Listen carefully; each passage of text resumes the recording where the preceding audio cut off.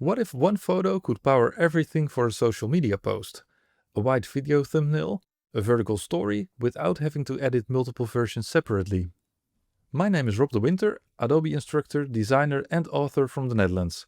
Today I'll show you how to resize and reframe a single image into multiple formats with text in minutes.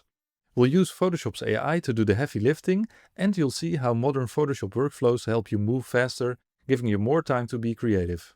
We're starting with this photo already open in Photoshop. A hiker standing on a cliff with a stunning mountain backdrop. Before we do anything else, I want to show you something that will help you throughout this entire workflow, the contextual taskbar. This small bar appears wherever you're working on the image, and it's context sensitive, meaning it shows you the most relevant options for whatever you're doing at that moment. It'll help us add text, remove backgrounds, and expand our photo later on. If you don't see it, go to Window and click Contextual Taskbar. Let's place text behind this hiker. To do that, we need just the hiker on its own separate layer above the background. So the first thing we do before any expanding is duplicate the background layer.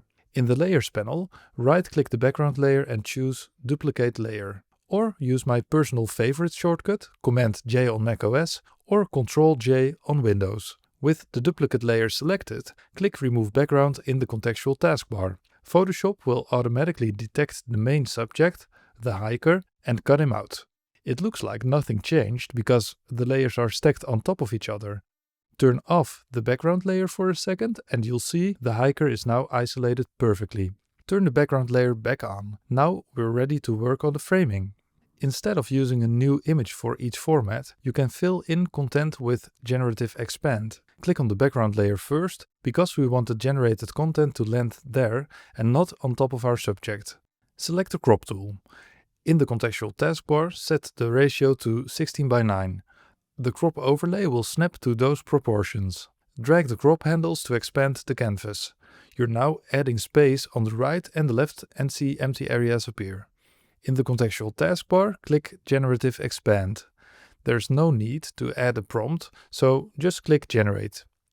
Photoshop will now analyze your photo and fills in the empty areas with content that matches your photo seamlessly. You'll get a few variations to choose from. Use the arrows in the contextual taskbar to browse them and pick your favorite.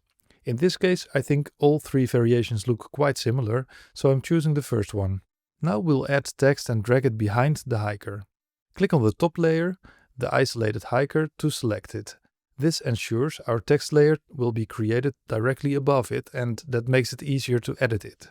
Select the type tool and click on the canvas. You'll see a placeholder text appear, and you can use the contextual taskbar to adjust your font and size if needed, and then type your text. I'll type outdoor travel.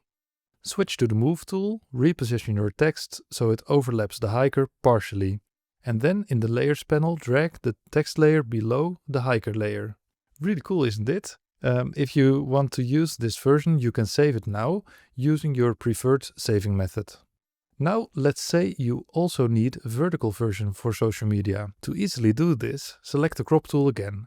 In the options bar at the top, click the swap arrows to switch from 16:9 to 9:16.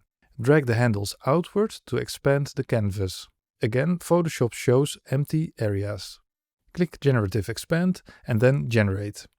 Firefly, Adobe's generative AI model, fills it in again, matching the environment beautifully. You might want to reposition or resize your text to better suit the vertical layout. You can make it larger or place the words underneath each other. So that's it. You've now resized and reframed one photo into two different versions. Now give it a try yourself. Again, I'm Rob de Winter and I'm looking forward to seeing you in the next video.